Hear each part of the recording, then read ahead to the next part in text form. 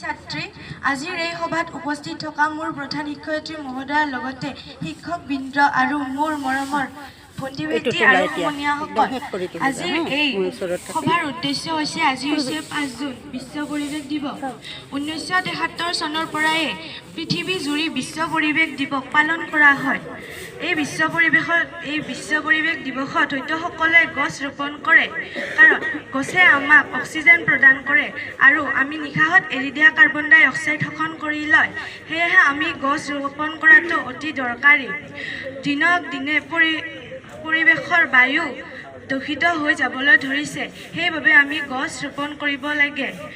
বিভিন্ন ধৰণৰ যান বাহনে ওলোৱা কাৰ্বন ডাই অক্সাইডৰ ফলত আমাৰ গোলকীয় উষ্ণতা বৃদ্ধি হ'বলৈ ধৰিছে।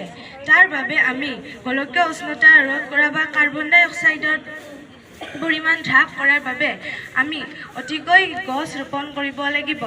বিভিন্ন কাৰ্যৰ বাবে আমি বহুতো গছ-গছনি কাটি অবাবত পেলনীয়া কৰি থওঁ আৰু বনাঞ্চল ধ্বংস কৰি ঘৰ আদি নিৰ্মাণ কৰি লওঁ।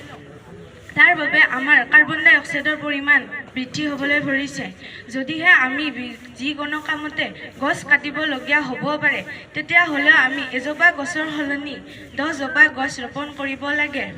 আৰু এই দায়িত্ব অকল আমিয়ে পালন কৰা নহয়, পৃথিৱীৰ সকলোৱে পালন কৰিব লাগে। এইখিনি কৈয়ে মই মোৰ বক্তৃতা সামৰণি মাৰিছোঁ। ধন্যবাদ।